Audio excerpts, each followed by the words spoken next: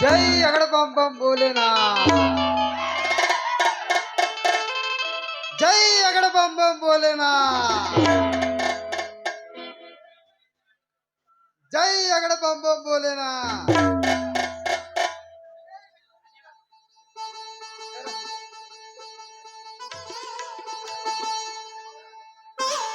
ಸ್ವಾಮಿಗಳು ಬಂದೇವ ಬನ್ನೀರು ನಿಮ್ಮ ಊರಿಗೆ ಸ್ವಾಮಿಗಳು ಬಂದೇವ ಬನ್ನೀರು ಸ್ವಾಮಿಗಳು ಬಂದೇವ ಬನ್ನೀರು ನಿಮ್ಮ ಊರಿಗೆ ಸ್ವಾಮಿಗಳು ಬಂದೇವ ಬನ್ನೀರು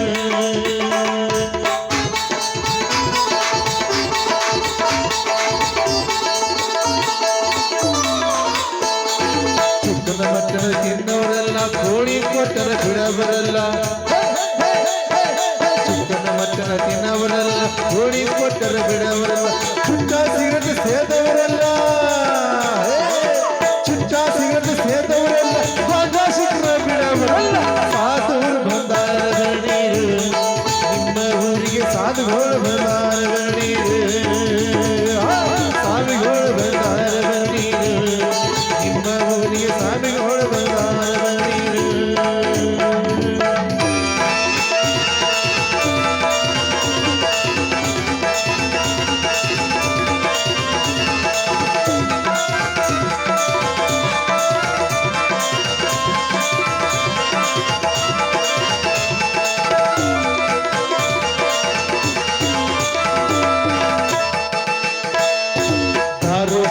ಕುಡಿಯವರಲ್ಲ ದಾರು ಸಿಂಧಿ ಕುಡಿಯವರಲ್ಲ ದಾರು ಸಿಂಧಿ ಕುಡಿಯವರಲ್ಲ ಸರಿಯ ಸಿಕ್ರ ಬಿಡವರಲ್ಲ ಸ್ವಾಮಿಗಳು ಬಂದಾರ ನೀರು ನಿಮ್ಮ ಊರಿಗೆ ಸ್ವಾಮಿಗಳು ಬಂದಾರ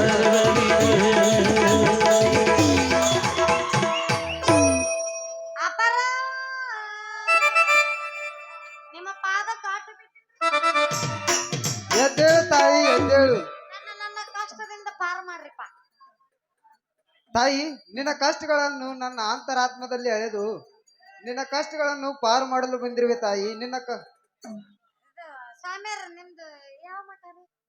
ನಾವು ಜೈ ಅಗಡ ಬಂಬಂ ಬೋಲಿನ ಹನ್ನೊಂದು ಲಿಂಗದ ಕಳ್ಳಿ ಪರ್ವತ ಕುಡ್ದಾಗ 18 ವರ್ಷ ತಪಸ್ಸು ಮಾಡಿ ಪರವರ ಪಡೆದು ಬಂದ ಮಹಾಸ್ವಾಮಿಗಳು ನಾವು. ಅಯ್ಯೋ ಜಗದ್ಗುರುವೇ ಎಂತ ಕಂಟ್ಯಾಗ ಕುಂತ್ಕೊಂಡು ತಪಸ್ಸು ಮಾಡಿ ವರ ಪಡೆದುಕೊಂಡು ಬಂದಿರಿಪ್ಪ. ನಿಮ್ಮನ್ನ ಕಂಡ ನಾನಾ ಭಾಗ್ಯಶಾಲಿಪ್ಪ.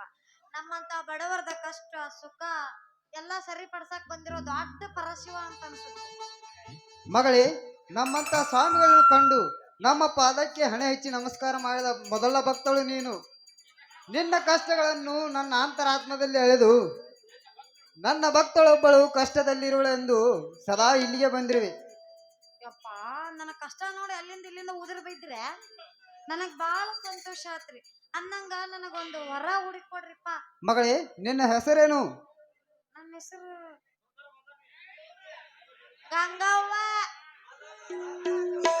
ಅಂತೂ ಪವಿತ್ರವಾದ ಗಂಗೆ ತರಾನೇ ಇದೆಯಾ ಮಗಳೇ? ಏನು ವರ ಬೇಕು ಕೇಳು. ನೀನು ಬೇಡಿದ ವರವನ್ನು ಕೊಟ್ಟು ನಾನು ಮತ್ತೆ ಭಕ್ತರ ಸಮೂಹಕ್ಕೆ ತೆರಳಬೇಕು. ನನಗ 2 ಗಂಟೆ ಬಿದ್ದಾರ್ರಿ. ಅದ್ರಾಗ ಯಾವನು ಮಾಡ್ಕೊಂಡ್ರ ನಂದ ಜೀವನ ಚಲೋ ಆಕೇತಿ. ಜೈ ಅಗಡ ಬಂಬೋಲಿನ. ನಿನಗಿಬ್ರು ಹುಡುಗರು ಅಂತ ಹೇಳಿದೆಲ್ಲ, ಮೊದಲನೇವನು ಗೋ ಅಂತ, ಎರಡನೇವನು ಬ ಅಂತ. ಐತೋ ಇಲ್ಲೋ? ಹೌದೌದ್ರಿ, ನೀವು ಹೇಳೋ ಮಾತು ಕರೆನೇ ಐತಿ. ಮಗಳೇ, ನಿನ್ನ ಕೈಯನ್ನು ನನ್ನ ಬಲಗೈ ಒಳಗೆ ಇಡು. ಹಿಂಗೆಲ್ಲ ಕೊಡಂಗಿಲ್ಲ. ಕೊಟ್ರನ ಮತ್ ಕೆಲ್ಸ ಆಗೋದ. ಕೆಲಸ ಆಗತ್ತಂತ ಬಿಡು ಹೋಗ್ರಿ.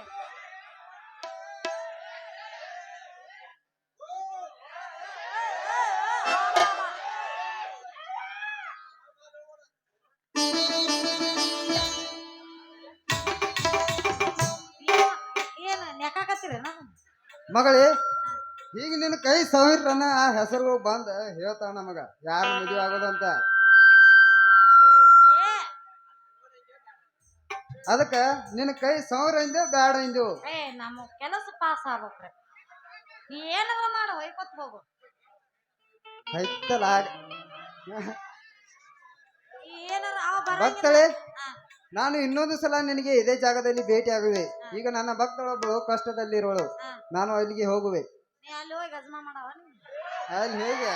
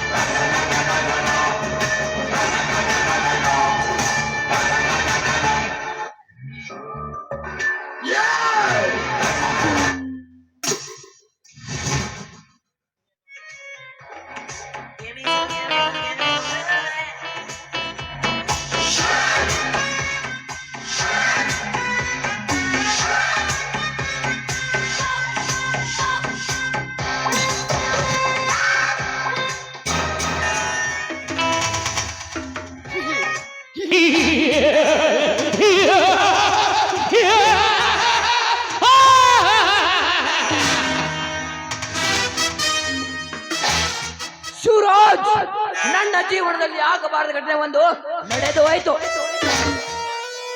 ನಾನು ಹೀಗೆ ಆಗುತ್ತೆ ಅಂತ ಅಂದುಕೊಂಡಿರಲಿಲ್ಲ.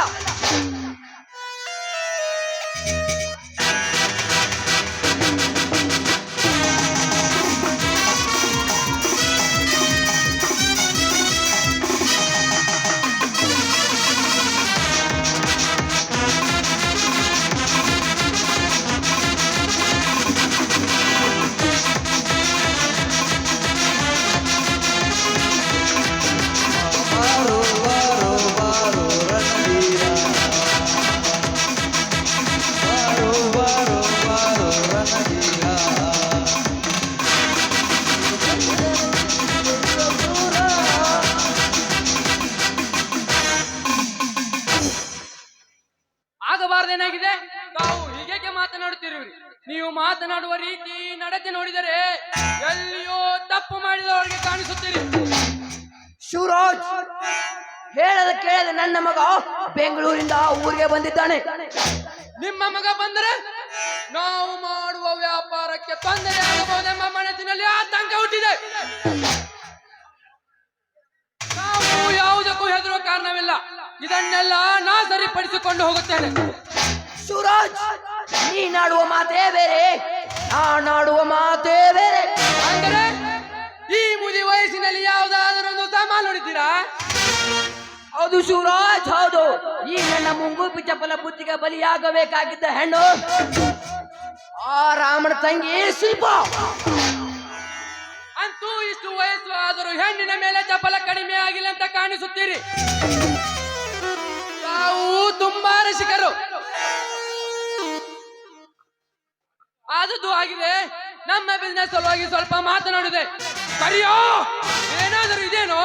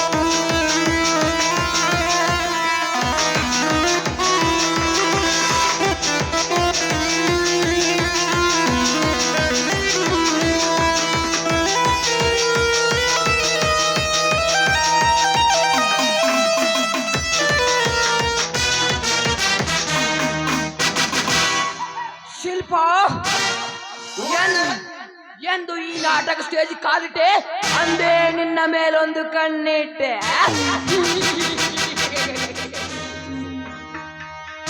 ನಾ ಕಣ್ಣಿಟ್ಟ ಕನ್ಯಾಮಣಿಗೂ ತಪ್ಪಿಸಿಕೊಂಡಿಲ್ಲ, ತಪ್ಪಿಸಿಕೊಳ್ಳುವಂತ ಕನ್ಯಾಮಣಿ ಭೂಮಿ ಮೇಲೆ ಹುಟ್ಟೇ ಇಲ್ಲ. ಒಮ್ಮೆ ಕಣ್ಣಿಟ್ಟರೆ ತಪ್ಪದ ಬಿಟ್ಟಿಲ್ಲ ಈ ಪ್ರಭುನಗರಿನ ಪ್ರೇಮರಾಜ.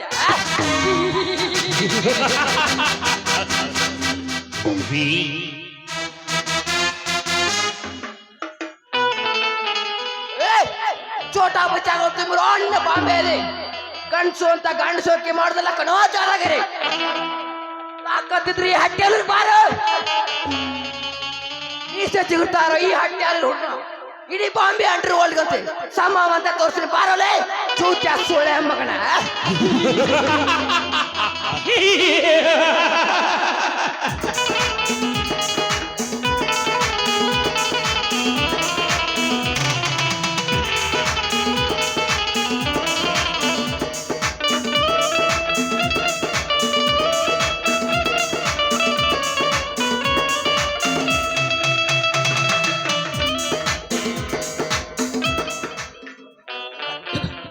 ಕಲಿಯುಗಕ್ಕೆ ಒಬ್ಬನೇ ಗಂಡಸು ಅರ್ಜುನ, ಅದು ಕುರುಕ್ಷೇತ್ರದಲ್ಲಿ. ಈ ಪ್ರೇಮರಾಜನ ಸಾಮ್ರಾಜ್ಯದಲ್ಲಿ ನಾನೇ ಗಂಡಸು.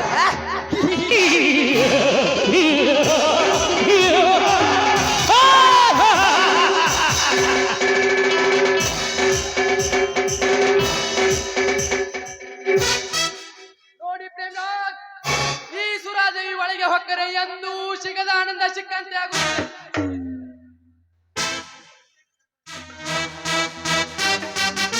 ನನಗಂತೂ ಈ ಮಾತಿಗೆ ಆನಂದೋ ಪರಮಾನಂದ ನೋಡಿ. ನಿಮಗ ನೋಡಿದ್ರ ಆನಂದ ಆಕೈತಿ, ಆದ್ರ ನನಗ ಯಾರ ಕೈಲಿ ಅಂತ ಜೀವ ಒಂದ ಸಣ ಜಡ್ಪಾಡ್ಸಕತ್ತೈತಿ. ಏ ಕರಿಯ, ಈಗ ಕಡಿಯೋ ಸಮಯವಲ್ಲ, ಮುಂದೈತೆ. ನಾ ಯಾರನ್ನ ಕಡಿ ಅಂತ ಹೇಳ್ತೀನಿ ಅವಾಗ ಕೆಲಸ ಮಾಡುವಂತೆ. ಈಗ ಸುಮ್ಮನೆ ನಿಂತ್ಕೋ. ಯಾರ ನಾನು ಆ ಸಮಯನ ಕಾಯಕತ್ತನ, ಆ ಕಾಲ ಎಂದ್ ಕೂಡಿ ಬರ್ತೈತಂತ ಜೀವ ಒಂದ ಸವಣ ಹೊಯ್ದಾಡಕತ್ತೈತಿ. ಮುಂದೆ ಏನು ಮಾಡ್ಬೇಕೆಂಬುದು ವಿಚಾರ ಮಾಡಿ. ನಂದು ಸುರಾದೇವಿ ಎಲ್ಲ ಕಾಯಿಲೆಗೈತಿ, ಇನ್ನೊಂದ್ ಸ್ವಲ್ಪ ಒಳಗಿದ್ರೆ ತಗೊಂಬಾರೋ. ಗುಮಾಸ್ತರ ಬಾಳ ಸಣ್ಣ ಹಾಕಿದೆ, ನಾನು ಹೋಗಿನು. ಹಂಗಾದ್ರ ಅಲ್ಲ ಆಡ್ಸಲ ಹಂಗನ್ರಿ ಗುಮಾಸ್ತರ.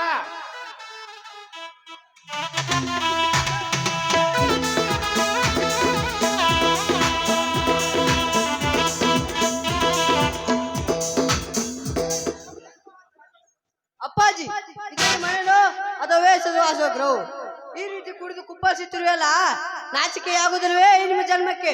ಕಿರಣ್, ಯಾರು ಎದುರಿನೆಂದು ಮಾತನಾಡ್ತೀಯ ಎಂಬುದು ಸ್ವಲ್ಪ ಪ್ರಜ್ಞೆ ಇರಲಿ. ನನಗೆ ಪ್ರಾಚ್ಯ ಅಂತ ಈ ವಿಷಯ ನಿಮ್ಮಲ್ಲಿ ಕೇಳ್ತಿರುವೆ. ಇದೆಲ್ಲ ಏನು ನಿಮ್ಮ ಈ ಅವತಾರ? ಕಿರಣ್, ಈ ನಿನ್ನ ಸಿಟ್ಟಿನ ವೇಷದಲ್ಲಿ ಹೆತ್ತ ತಂದೆಗೆ ಈ ರೀತಿ ಮಾತನಾಡುವುದು ಸರಿಯಲ್ಲ. ನೀನು ಇನ್ನು ಚಿಕ್ಕವನು, ಪ್ರಪಂಚದ ಜ್ಞಾನವಿಲ್ಲದವನು. ನೋಡಿ ಮಿಸ್ಟರ್, ಈ ವಿಷಯ ನಿಮಗೆ ಹೇಳಲಿಕ್ಕೆ ಕಳಿಸಿಲ್ಲ. ತಾವು ಇನ್ನು ಹೊರಟು ಹೋಗಬಹುದು. ಅವರು ನನ್ನ ಆಪ್ತ ಸ್ನೇಹಿತರು, ಅವರಿಗೆ ಎದುರು ಕೊಡ್ತೇನೋ? ಅವರು ನಿನ್ನ ಆಪ್ತ ಸ್ನೇಹಿತರಿರ್ಬೋದು, ಆದರೆ ಈ ರೀತಿ ಅಲ್ಲ. ಬೇರೊಬ್ಬರ ಮನೆಗೆ ಗೂಳಿ ನುಗ್ಗಿದಂತೆ ನುಗ್ಗಿ ನೀರೆಲ್ಲ ಬಾರದಂತೆ ಮದ್ಯಪಾನ ಸೇವಿಸಿ ನನಗೆ ಬುದ್ಧಿ ಹೇಳಲು ಬರುತ್ತಿರಲ್ಲ, ನಾಚಿಕೆ ಆಗುದಿಲ್ಲ ಇವ್ರ ಜನ್ಮಕ್ಕೆ? ಇದೇನ್ರಿ ನಿಮ್ಮ ಬಿಸ್ನೆಸ್ ಸಲುವಾಗಿ ಸ್ವಲ್ಪ ಮಾತನಾಡಲು ಬಂದ್ರೆ ಬಾಯಿಗೆ ಬಂದಂತೆ ಬಗುತ್ತಿದ್ದಾನೆ. ಸ್ವಲ್ಪ ಆದರೂ ಬುದ್ಧಿ ಬೇಡವೇ? ನಿಮ್ಮಂತ ಲೋಪರ್ ಕಡೆಯಿಂದ ಬುದ್ಧಿ ವಹಿಸಿಕೊಳ್ಳಲು ನಾನು ತಮ್ಮ ಮನೆಗೆ ಬಂದಿಲ್ಲ.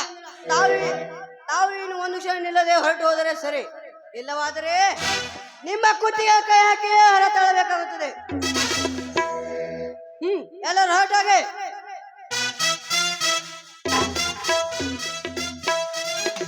ಕಿರಣ್, ಮನೆಗೆ ಬಂದ ಅತಿಥಿಗಳಿಗೆ ಹೀಗೆ ಅವಮಾನ ಮಾಡೋದು ಸರಿಯಲ್ಲ. ಅವಮಾನ ಮಾಡದೆ ಬಂದ ತಕ್ಷಣ ಕೊರಳಲ್ಲಿ ಹೂಮಾಲೆ ಹಾಕಿ ಸನ್ಮಾನ ಮಾಡಬೇಕಿತ್ತೇನ್ರಿ ಅಪ್ಪಾಜಿ? ಈ ಮನೆ ಅಜ್ಜ ಮುತ್ತಜ್ಜರ ಕಾಲದಿಂದ ಮರ್ಯಾದೆಯಿಂದ ಬಾಳಿದ ಮನೆ. ನಿನ್ನಿಂದ ಬುದ್ಧಿ ಹೇಳೋಕಷ್ಟು ಮೂರ್ಖ ನಾನಲ್ಲ. ಅದಕ್ಕಾಗಿ ಬಡತನದ ಮನೆಯಲ್ಲಿ ಬೆಳೆದ ಅದು ನಿನ್ನ ಮಗಳ ವಯಸ್ಸಿನಲ್ಲಿರುವ ಶಿಲ್ಪವನ್ನು ಬಲಾತ್ಕಾರ ಮಾಡಲು ಹೋಗಿದೆ ಅಂತ ಕಾಣಿಸುತ್ತೆ. ಅವಳಿಗೋಸ್ಕರ ನೀನೇ ಕೇಳ್ತುವೆ. ಅಷ್ಟೊಂದು ಕೆಳಮಟ್ಟದವಳೇ ಅವಳು ನಿನ್ನ ದೃಷ್ಟಿಯಲ್ಲಿ. ನಿನ್ನ ವಯಸ್ಸಿನಲ್ಲಿರುವ ಆ ಹುಡುಗಿಯನ್ನು ನಿನ್ನ ಮಗಳ ವಯಸ್ಸಿನಲ್ಲಿರುವ ಆ ಹುಡುಗಿಯನ್ನು ಬಲಾತ್ಕಾರ ಮಾಡಲು ಹೋಗಿರಿಯಲ್ಲ, ನಾಚಿಕೆ ಆಗುವುದಿಲ್ವೇ ನಿಮಗೆ? ಈ ಊರಿನ ಜನ ನಿಮ್ಮನ್ನು ತಂದೆಯ ರೂಪದಲ್ಲಿ ಕಂಡು ಪೂಜಿಸುತ್ತಾರೆ. ಅಂತ ಜನರ ಮೇಲೆ ನಿಮಗೆ ಕೃತ್ಯವೆಸಲು ಮನಸ್ಸಾದರೂ ಹೇಗೆ ಬಂತು? ಕಿರಣ್, ನಿನಗೆ ಸಂಬಂಧವಿಲ್ಲದ ವಿಷಯ ತೆಗೆದುಕೊಂಡು ನೀನೇ ತಲೆ ಕೆಡಿಸುವೆ. ಹೇಗೋ ಊರಿಗೆ ಬಂದಿರುವೆ, 7 ದಿವಸ ಆರಾಮವಾಗಿದ್ದು ಹೋಗಬಾರದೆ? ಅಂದರೇನಪ್ಪ ನಿನ್ನ ಮಾತು? ನೀನು ಮಾಡೋ ಹೊಲಸಿ ಕೆಲಸ ನೋಡಿಕೊಂಡು ಹೇಡಿಯಂತೆ ಮನೆಯಲ್ಲಿ ಕೂಡುವಂತೆಯಾ? ನಾನು ಕಲಿತ ವಿದ್ಯೆ ಯಾವುದು ಒಳ್ಳೆದು ಯಾವುದು ಕೆಟ್ಟದೆಂದು ವಿಚಾರ ಶಕ್ತಿ ನನ್ನಲ್ಲಿದೆ. ನೀನು 2 ಅಕ್ಷರ ಕೆಲಸ ಮಾತ್ರಕ್ಕೆ ಮಹಾ ಬುದ್ಧಿವಂತನಾಗಲಿಲ್ಲ ನೋಡು. ಎಲ್ಲದ ವಿಚಾರ ಮಾಡದೆ ನನ್ನ ಮನೆ ಇರುವಂತಾದ್ರೆ ಇರಬಹುದು, ಎಲ್ಲವಾದ್ರೆ ಹೋಗಬಹುದು. ಹೋಗ್ತೀನಪ್ಪ, ಹೋಗ್ತೀನಿ. ಅದು ಹಾಗೆ ಅಲ್ಲ, ತಂದೆ ಆದ ನಿನಗೆ ಮಗನಾದ ನಾನು ತಕ್ಕ ಪಾಠ ಕಲಿಸೇ ಹೋಗ್ತೀನಿ. ಕಿರಣ್, ನನ್ನ ಮಗನೆಂಬ ಒಂದೇ ಒಂದು ಕಾರಣಕ್ಕೆ ನಿನ್ನನ್ನು ಸುಮ್ಮನೆ ಬಿಟ್ಟಿದ್ದೇನೆ. ಇದೇ ಜಾಗದಲ್ಲಿ ಬೇರೆ ಯಾರಾದ್ರೂ ಈ ರೀತಿ ಮಾತನಾಡಿದ್ರೆ ಅವರನ್ನು ಇಲ್ಲೇ ಜೀವಂತವಾಗಿ ಸುಟ್ಟು ಬಿಡ್ತಿದ್ದೆ ನೋಡು. ಎಲ್ಲದ ವಿಚಾರ ಮಾಡದೆ ನನ್ನ ಮನೆಯಲ್ಲಿ ಇರುವಂತಾದ್ರೆ ಇರಬಹುದು, ಇಲ್ಲವಾದ್ರೆ ತೊಲಗಬಹುದು.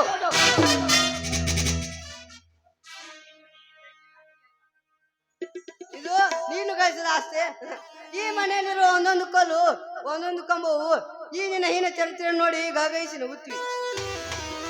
ಅಯ್ಯೋ ನನ್ನ ಹತ್ತು ತಂದೆ, ಮುಪ್ಪಿನ ಕಾಲದಲ್ಲಿ ನಿನಗ್ಯಾಕೆ ಬಂತು ಇಂಥ ವ್ಯಾಮೋಹ? ನಾ ಹೇದಂತೆ ಕೇಳಿಕೊಂಡು ಬಿದ್ದಾದ್ರೆ ನನ್ನ ಮನೆಯಲ್ಲಿರಬಹುದು, ನನಗೆ ಎದುರಾಡಿದ್ರೆ ಈ ಕ್ಷಣವೇ ನನ್ನ ಮನೆಯಿಂದ ತೊಲಗಬಹುದು. ಹೋಗ್ತೀನಪ್ಪ, ಹೋಗ್ತೀನಿ. ಈ ಪವಿತ್ರವಾದ ನಂದ ಗೋಕುಲದ ಅರಮನೆಯಲ್ಲಿ ಗೋಮುಖವರು ವಾಸಿಸಿದ ಮೇಲೆ ಒಂದು ಕ್ಷಣ ಇರಿದು ಹೋಗ್ತೀನಿ. ಹೋಗುವ ಮುಂಚೆ ನಂದೊಂದು ಮಾತು, ಇದು ಕಲಿಯುಗ. ಈ ಯುಗದಲ್ಲಿ ಸರಿಯಾಗಿ ನಡೆದರೆ ಮಾತ್ರ ಬದುಕಬಹುದು, ಇಲ್ಲವಾದರೆ ನಾವು ಮಾಡಿದ ಪಾಪ ಇದೇ ಜನ್ಮದಲ್ಲಿ ಅನುಭವಿಸಿ ಸಾಯಬೇಕಾಗುತ್ತದೆ. ಈಗ ಹೋಗ್ತೀನಿ, ಮತ್ತೆ ಇದೇ ಮನೆಗೆ ಬಂದು ನಿನಗೆ ತಕ್ಕ ಪಾಠ ಕಲಿಸ್ತೀನಿ. Good bye ಪೇಮರಾಜ್.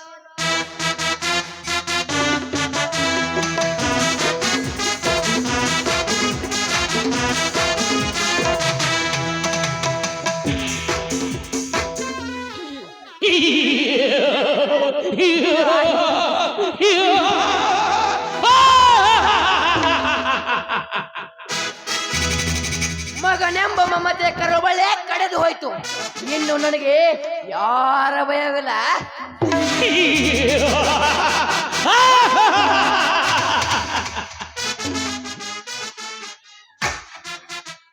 ಅಂತೂ ನಿಮ್ಮ ತಂತ್ರದಿಂದ ಪಾಂಡವರ ವನವಾಸಕ್ಕೆ ಕಳಿಸಿದಂತೆ ನಿಮ್ಮ ಮಗನನ್ನು ಈ ಮನೆಯಿಂದ ಹೊರಗೆ ತಳ್ಳಿದಂತಾಯ್ತು.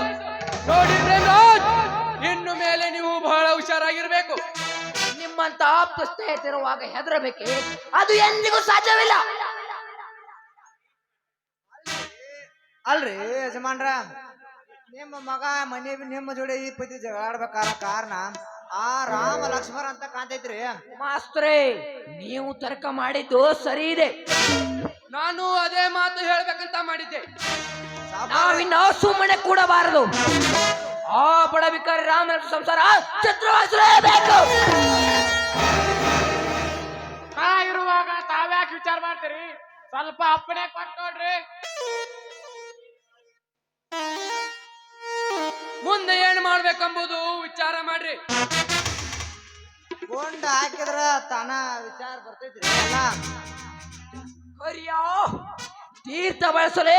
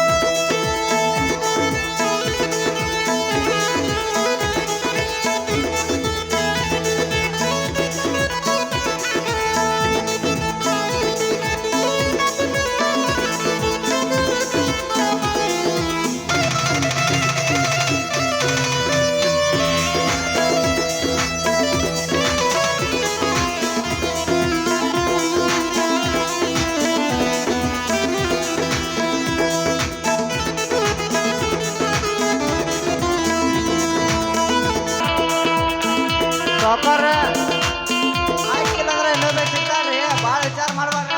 ಊರಿಗೆ ಹೋಗ್ಬೇಕೇನು ಸುಂದ್ರೆ ತಲೆ ಕೆಡ್ಸ್ಕೊಬೇಡ್ರ.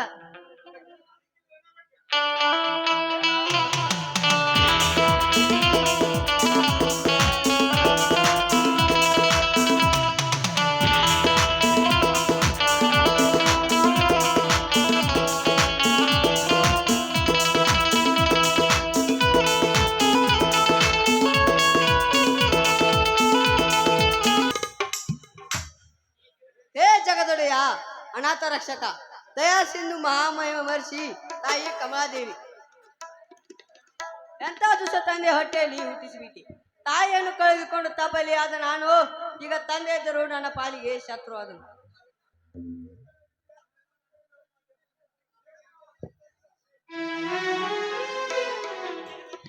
ಈ ಜಗದಲ್ಲಿ ನನ್ನಂತ ತಂದೆ ಎಲ್ಲಿಯೂ ಇರಲಿಕ್ಕಿಲ್ಲ. ನಾನೊಂದು ಬಗೆದರೆ ಆ ದೈವ ಮತ್ತೊಂದು ಬಗೆಯಿತು. ಇದುವೇ ಈ ಜಗದ ನಿಯಮ. ಒಂದೆಡೆ ತಂದೆ ಸರಿ ಇದ್ದರೆ ಮಗ ಸರಿ ಇರುವುದಿಲ್ಲ, ಮಗ ಸರಿ ಇದ್ದರೆ ತಂದೆ ಸರಿ ಇರುವುದಿಲ್ಲ. ವಿಚಿತ್ರವಾಗಿದೆ ಈ ಜಗದ ನಿಯಮ. ನನ್ನ ತಾಯಿ ನನ್ನ ತಂದೆ ಕೂಡ ಚಿತ್ರಹಿಂಸೆಗೆ ಬಳಿ ಪ್ರಾಣ ಬಿಟ್ಟಳೆ ಅಥವಾ ಯಾವುದಾದ್ರೂ ರೋಗದಿಂದ ಬಳಿ ಪ್ರಾಣ ಬಿಟ್ಟಳೆ, ನನಗೊಂದು ಅರ್ಥವಾಗಲಲ್ಲದು. ನಮ್ಮ ಅಜ್ಜ ಮುತ್ತಜ್ಜರ ಕಾಲದಲ್ಲಿ ನಮ್ಮ ಮನೆತನಕ್ಕೆ ದಾನ ಸುರಮಣಿತನ ಎಂದು ಕರೆಯುತ್ತಿದ್ದಂತೆ, ಈಗ ತಂದೆಯ ಕಾಲದಲ್ಲಿ ದುಷ್ಟ ಕ್ರೂರ ಮಣಿತನೆಂದು ಜನರು ಬೆರಳು ಮಾಡಿ ತೋರಿಸುವ ಹಾಗಾಗಿದೆ. ಈಗ ತಂದೆಗೆ ಎದುರಾಗಿ ಕೆಟ್ಟವನಾಗಿ ಬಿಟ್ಟೆ. ಛೇ, ನನ್ನ ದೈವದಲ್ಲಿದ್ದಂತಾಗ.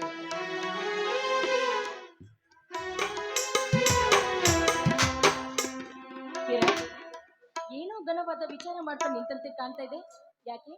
ಯಾರಾದ್ರೂ ಏನಾದ್ರು ಅಂದ್ರೆ ಏನು? ಕಿರಣ್, ಯಾಕೆ ಈ ಬಡವಿಯ ಜೊತೆ ಮಾತಾಡೋದಕ್ಕೆ ನಿಮ್ಗೆ ಇಷ್ಟ ಇಲ್ವಾ? ಹಾಗಿದ್ರೆ ಈ ಬಡವಿಯಿಂದ ನಿಮ್ಗೆ ಏನಾದ್ರೂ ತೊಂದರೆ ಆಗಿದ್ರೆ ದಯವಿಟ್ಟು ನನ್ನನ್ನು ಕ್ಷಮಿಸಿ. ನಾನು ಶಿಲ್ಪ, ಯಾಕೋ ನನ್ನ ತಲೆ ಸರಿ ಇರ್ಲಿಕ್ಕಿಲ್ಲ. ಅದಕ್ಕಾಗಿ ನೀನು ಕೇಳಿದ ಪ್ರಶ್ನೆಗೆ ನನ್ನಿಂದ ಬೇಗ ಉತ್ತರ ಬರಲಿಲ್ಲ. ಶಿಲ್ಪ, ಕ್ಷಮೆ ಕೇಳಬೇಕಾದವಳು ನೀನಲ್ಲ, ನಾನು. ಕಿರಣ್, ಈ ಅಲ್ಪಳಿಗೆ ಅಷ್ಟೊಂದು ಗೌರವವೇ? ಶಿಲ್ಪ, ನಾನೊಂದು ಮಾತು ಕೇಳಲಿ? ಕೇಳಿ. ಬೇಡ ಅಂತ ಹೇಳಿದವ್ರು ಯಾರು? ನೀನು ಹೇಳಿದ ಹಾಗೆ ನೀನು ನನ್ನ ಬಹಳ ಸಂಗಾತಿ ಆಗಲು ನಿನಗೆ ಒಪ್ಪಿಗೆ? ಕಿರಣ್, ನೀವು ಶ್ರೀಮಂತ ಮನೆತನದಲ್ಲಿ ಬೆಳೆದವರು, ನನ್ನಂತ ಬಡವಿಯ ಕೊರಳಿಗೆ ನೀವು ತಾಳಿ ಕಟ್ತೀರಾ? ಶಿಲ್ಪ, ಪ್ರೇಮಕ್ಕೆ ಬಡತನ ಸಿರಿತನ ಮುಖ್ಯವಲ್ಲ, ಒಬ್ಬರಿಗೊಬ್ಬರು ಅರಿತು ಬಾಳುವುದು ಮುಖ್ಯ. ನನ್ನ ಮನಸ್ಸಿನ ನಿರ್ಧಾರ ನಾನು ಸ್ಪಷ್ಟವಾಗಿ ಹೇಳ್ತೀನಿ, ಕೇಳು. ನನ್ನ ಜೀವನದಲ್ಲಿ ಮದುವೆ ಎಂಬುದು ಇದ್ದರೆ ಅದು ನಿನ್ನೊಂದಿಗೆ ಮಾತ್ರ. ಇಲ್ಲವಾದರೆ ಹೀಗೆ ನಿನ್ನ ನೆನಪಿನಲ್ಲಿ ಬ್ರಹ್ಮಚಾರಿಯಾಗಿ ಕಾಲ ಕಳೆಯಬೇಕಾಗುತ್ತದೆ. ಕಿರಣ್, ಮದುವೆ ಎಂಬುವ ವಿಷಯ ಸಣ್ಣ ಹುಡುಗರು ಆಟ ಆಡುವ ಬಾಂಧವ್ಯವಲ್ಲ, ಅದು ಜನ್ಮ ಜನ್ಮದ ಬಾಂಧವ್ಯ. ನೋಡಿ, ನಿಮಗೆ ಇನ್ನೂ ಸಮಯವಿದೆ, ವಿಚಾರ ಮಾಡಿ ನೋಡಿ. ನೀವಿನ್ನೂ ಕಲಿಯಬೇಕಾದವರು. ಶಿಲ್ಪ, ಈ ನಿನ್ನ ರಗಳೆ ಮಾತು ನನಗೆ ಬೇಕಾಗಿಲ್ಲ. ನೀನಾಡೋ ಮಾತು ಕೇಳಿದರೆ ನಿನಗೆ ನನ್ನ ಜೋಡಿ ಮದುವೆಯಾಗಲು ಇಷ್ಟವಿಲ್ಲದಂತಾಯ್ತು. ಚೇಚೆ, ಹಂಗೇನಿಲ್ಲ. ನೋಡಿ, ನೀವು ನನ್ನನ್ನು ಮದುವೆ ಆಗ್ತೀನಿ ಅಂತ ಹೇಳಿ ಪ್ರೀತಿ ಪ್ರೇಮ ಮಾಡಿ ಒಂದು ವೇಳೆ ನೀವೇ ನನ್ನನ್ನು ಕೈ ಬಿಟ್ರೆ? ಶಿಲ್ಪ, ಇಷ್ಟು ಹೇಳಿದರೆ ನಿನಗೆ ನನ್ನ ಮೇಲೆ ನಂಬಿಕೆ ಬರಲಿರ್ತಾನೆ. ಉದಯಿಸುವ ಸೂರ್ಯಚಂದ್ರರ ಮೇಲೆ ಆಣಿ ಮಾಡಿ ಹೇಳುವೆ, ನೀನೇ ನನ್ನ ಬಹಳ ಸಂಗಾತಿ ಎಂದು. ಈಗಲಾದರೂ ನಿನಗೆ ನನ್ನ ಮೇಲೆ ನಂಬಿಕೆ ಬಂದಿರ್ತಾನೆ. ಶಿಲ್ಪ, ನಾನು ಮದುವೆ ಆಗುತ್ತೇನೆ ಅಂದ್ರೆ ಸಾಕು, ನೂರಾರು ಹೆಣ್ಣುಗಳು ಸಾಲಾಗಿ ಬಂದು ನಿಲ್ಲುತ್ತವೆ, ತಿಳಿತೇನು? ನೀವು ನನ್ನ ಮಾತನ್ನು ತಪ್ಪಾಗಿ ಭಾವಿಸಬೇಡಿ. ಯಾಕಂದ್ರೆ ಈ ಸಮಾಜದಲ್ಲಿ ನಡೀತಾ ಇರೋ ಘಟನೆಯನ್ನು ನಾನು ಹೇಳದೆ ಹೊರತು ಬೇರೆ ಯಾವುದೇ ವಿವೇಚನೆ ಇಲ್ಲದ ಹೇಳಿಲ್ಲ. ನೋಡಿ, ನಾನು ಹೇಳಿದ ಮಾತು ನಿಮಗೆ ಏನಾದ್ರೂ ತಪ್ಪಾಗಿ ಕಂಡಿತೆ? ಶಿಲ್ಪ, ನೀಡಾಡೋ ಮಾತು ಕೂಡ ನಿಜ. ಪ್ರೀತಿಸಿ ಮದುವೆ ಆಗುತ್ತೇನೆಂದು ಹೆಣ್ಣಿನ ಶೀಲಭಂಗ ಮಾಡಿ ನಡು ನೀರಿನಲ್ಲಿ ಕೈ ಬಿಟ್ಟು ಹೋದ ಗಂಡು ಜನಾಂಗ ಸಾಕಷ್ಟಿದೆ. ಆದರೆ ಶಿಲ್ಪ, ನಾನು ಆ ಜಾತಿಗೆ ಸೇರಿದವನಲ್ಲ. ನಾನು ಎಂದು ನಿನ್ನನ್ನು ಮೊದಲ ಬಾರಿ ನೋಡಿದೆನು ಅಂದೇ ನಿರ್ಧಾರ ಮಾಡಿಬಿಟ್ಟೆ. ಏನು ಅಂತ ನಿರ್ಧಾರ ಮಾಡಿದ್ರಿ? ನೀನೇ ನನ್ನ ಬಾಳ ಸಂಗಾತಿ ಎಂದು. ನಾನು ಅಷ್ಟೇ. ಈ ಬಡವಿಯ ಮನ ಗೆದ್ದ ನೀವೇ ನನ್ನ ರಾಜ್ಕುಮಾರ ಅಂತ ತಿಳಿದಿದ್ದೇನೆ. ಆಯ್ತು ಶಿಲ್ಪ.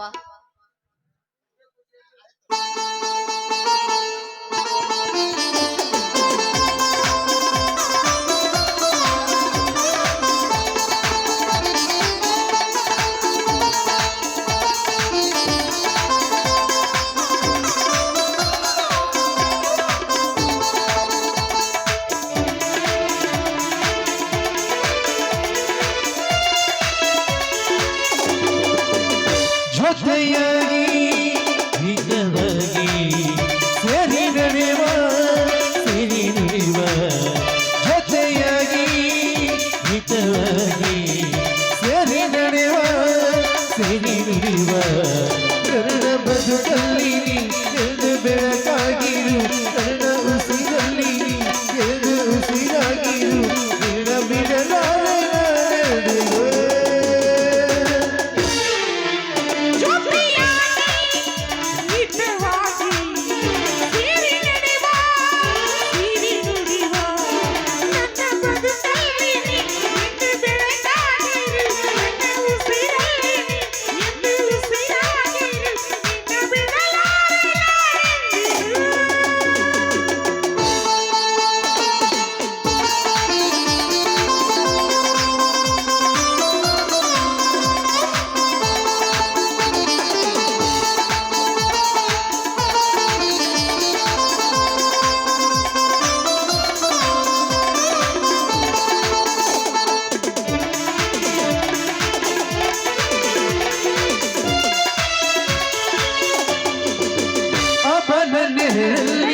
ಆಸುರನೆದುರಲ್ಲಿ ಬಲವಿಂದ ನಾವೀಗ ಈಗ ಗೆಳೆದಲ್ಲಿ ಹೊರತಾಗಿ ಸವಿಯಾದ ಮಾತು ಬರುವಿವ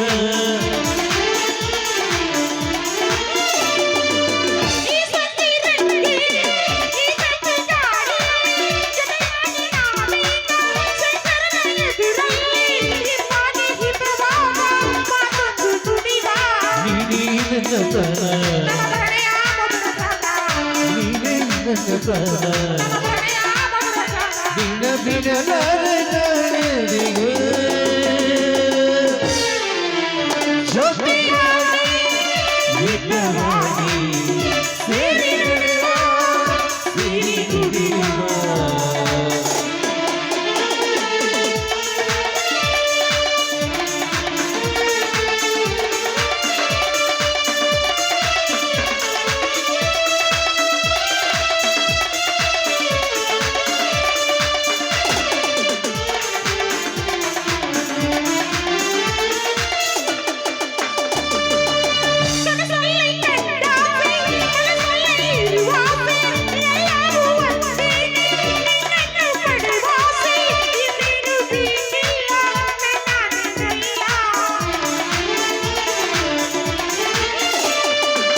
ಹಗಲಲ್ಲಿ ಗರಡಾಸೆ ಇರುಳಲ್ಲಿ ಗರಡಾಸೆ ಎಲ್ಲವೂ ದೇವಿ ನಿನ್ನೊಡನೆ ನಿವಾಸೆ ಬೇರಿನ ಕೇಳಿ ನನ್ನ ನೆನಲ್ಲೇ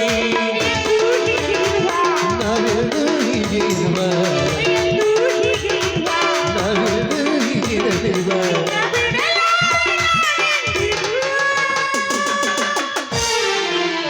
ಜೊತೆಯಾಗಿ ಸೇರಿ ನಡೆಯುವ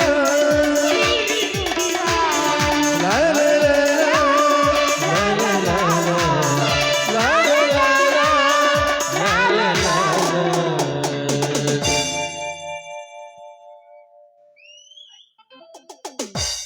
ಆಯ್ತು ಶಿಲ್ಪ, ಅವಶ್ಯಕವಾಗಿ ನಿಮ್ಮ ಮನೆಗೆ ಬಂದು ನಿಮ್ಮ ಅಣ್ಣ ಅತ್ತಿಗೆ ಜೊತೆ ಮಾತಾಡ್ತೀನಿ. ನೀನು ಧೈರ್ಯದಿಂದಿರು. ಆಯ್ತು ಕಿರಣ್, ಖಂಡಿತವಾಗಿಯೂ ನೀವೇ ನಮ್ಮ ಮನೆಗೆ ಬಂದು ನನ್ನ ಅಣ್ಣ ಅತ್ತಿಗೆ ಜೊತೆ ಮಾತಾಡ್ಬೇಕು. ನಾನಿಲ್ಲಿ ಹೋಗಿ ಬರ್ತೀನಿ. ಓಕೆ, ಬಾಯ್. ಟಾಟಾ.